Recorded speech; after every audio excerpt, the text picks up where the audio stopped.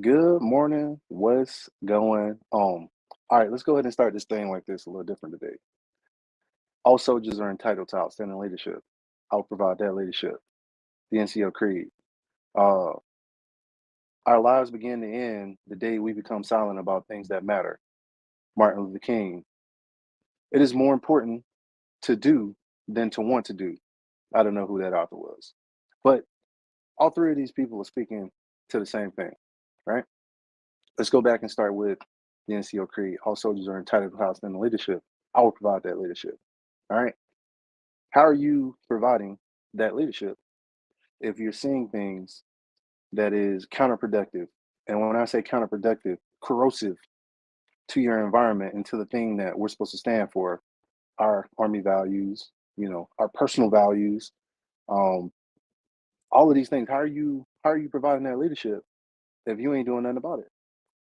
And when I say doing nothing about it, there's multiple ways, excuse me, there's multiple ways we can go about doing something about it. And I know a lot of people, and I've had people tell me this before, like, oh, you're a mass sergeant. People got to listen to you. And I say the same thing to all of them. That's a mindset. I wasn't always a mass sergeant. All right. Started out as a PFC. Started out as a PFC. And I used to have leaders tell me back in the day, the person you see now is the same person I was when I was a younger soldier. And they didn't mean physically, they didn't mean intellectually, but they meant morally. That's what they meant. They meant their morals. The things that they did and the things that they said, they're still the same. They're still the same. They were still enforcing those things. Like I did a show last Friday, I'm just. And when I talked about I'm just, I said it was a mindset. And if you allow yourself to be trapped in that simple, uh, non-productive, non-growth mindset, then you're always gonna be lacking and you're always gonna be grasping for straws and needing more to accomplish the things that you set out to accomplish. I'm just right now. Let's go over to Dr. Martin Luther King Jr. He said, "The day our lives begin to end, the day that we become silent about things that matter." Right now, this is a tough one. It's a tough one because when we look at it, you have a lot of individuals, right? And they have a way of doing things. They have a way of going about things, and a lot of times they don't want you to row against the current, right? They don't want you to row against the current. They don't want you to go against the grain, and that is the thing that I love about that is the thing that I love about our organization, right? And new eyes, a new set of eyes. Like I love that about a new set of eyes because when we all work together, sometimes unfortunately we develop what they like to refer to as groupthink, right?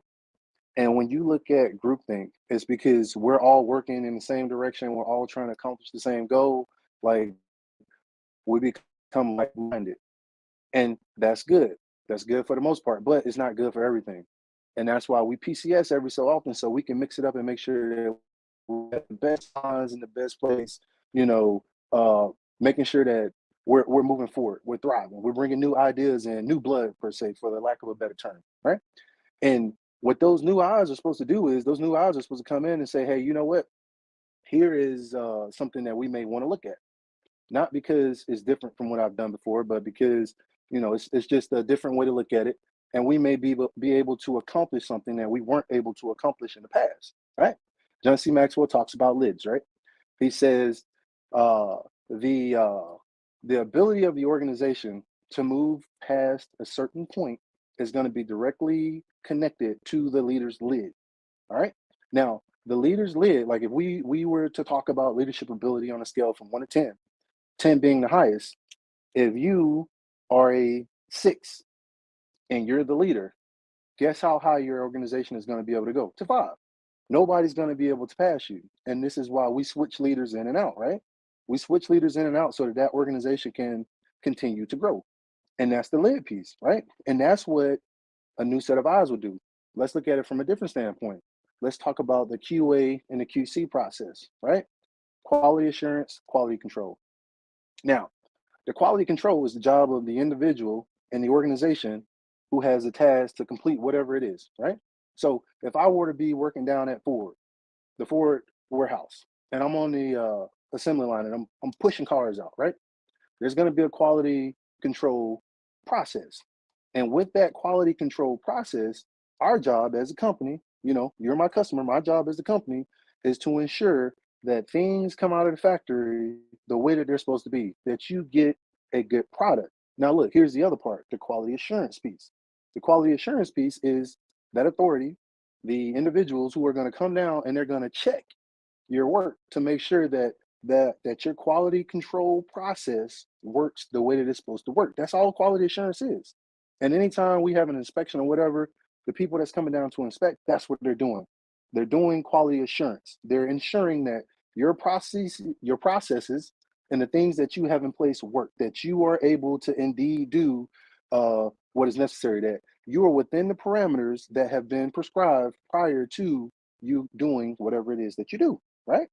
That's all that an inspection is quality assurance. We're coming down to ensure that your systems and processes work correctly. Okay. Now, to my last point, it is more important to do than to want to do. Okay. Um, I shared my response to a post about motivation, right? And this is my belief. There's lots of beliefs out there. I'm not saying that mine is right. I'm not saying that yours is wrong, but this is what I believe. Okay. Um, I believe for too often, we will allow ourselves to get caught up on motivation, and we'll use motivation as an excuse. I don't have motivation to do X. All right. And this is what I'm gonna say, right? The difference between people who are successful and people who are not are the people who do things that they're not motivated to do. They're not motivated to do it. They're not. I heard it put this way: we're going to do today what nobody else wants to do, so we can do tomorrow what nobody else can do. Okay. So just look at it from that standpoint. It's more important to do than to want to do, because I've also put it this way, right? Motivation, and I got this from John C. Maxwell as well. Motivation can sometimes be a trap. Okay. Because people will get into the mindset of like, I have to be motivated to do X, right? And if you think about it, motivation is a byproduct of doing. You have to, if it's physical fitness, if it's learning a new skill, if it's going to school, whatever it is. In the beginning, you may be excited to do something, but you are not motivated to do it. When you look at the word motivation, you have motive in there, meaning that you have a reason for doing something. So you may not be motivated to do that thing. You may not have that energy. You may not have that excitement to go get after that. But at the end of the day, you look at it and you say, hey, you know what? This is something that I need to do. Like I always use working out, right? When you first start working out, you ain't gonna want to do it. It sucks. It's hard. You're sweating. You're pulling yourself out of your comfort zone. You're looking at like how in shape you are, and you're looking at everything else that's going on around you, and you're seeing all the progress that all these other people have made. You're looking at their motivation, and that's just destroying yours. But at the end of the day, you got to block all that stuff out. You got to block all that stuff out. Block that stuff out. Don't worry about nothing else that's going on around you except the goals and the objectives that you have in front of you. You vigorously and you assault those objectives that's in front of you until you get to where you're trying to go. And once you get good at those things, then guess what comes with it? You're gonna just go in there, you're gonna just start doing it, right? You're going in there, you're doing it, you're doing it, you're putting the reps in, you're putting the reps in, you're putting the work in, you're eating, you're relaxing, you're doing all of the things, right? You get all of those things done, and then one day you wake up and you're like, whoa, what happened? How did I get here? And that's when the motivation comes. The motivation comes after the doing. So we can't allow ourselves to get wrapped up in this whole I don't have motivation to do X. Just do it. Just do it. Just get up and do it. And if you do it enough and you put enough reps in, you're going to get good at it. You may not be the best, but I promise you, you will get good at it. You may not be better than everybody else, but you will get good at it. Now, here's the last thing I'm going to say, and I'm going to go ahead and I'm going to jump off of here. How you determine what success is or how you measure success is going to determine how far you're able to go. Okay? How you measure success is going to determine how far you're able to go. All right? And what do I mean by that? What I mean by that is this. Um, look at athletes that go to the Olympics, right? Everybody's goal is to win gold, right? Everybody's goal is to win gold, but everybody don't win gold. There's one person, there's one team that's going to win gold. Nobody else is going to win gold in that Olympics. Got to wait 4 years and go try again if they don't win gold in that Olympics. And you ask yourself, what's the difference in the people that win gold and the people that don't? Their plan and the way that they executed their plan. Because they all got the same goal. Like, you got a whole bunch of people out here that's saying, hey, I want to be rich. There's a whole bunch of people's goal to be rich, but everybody don't become rich.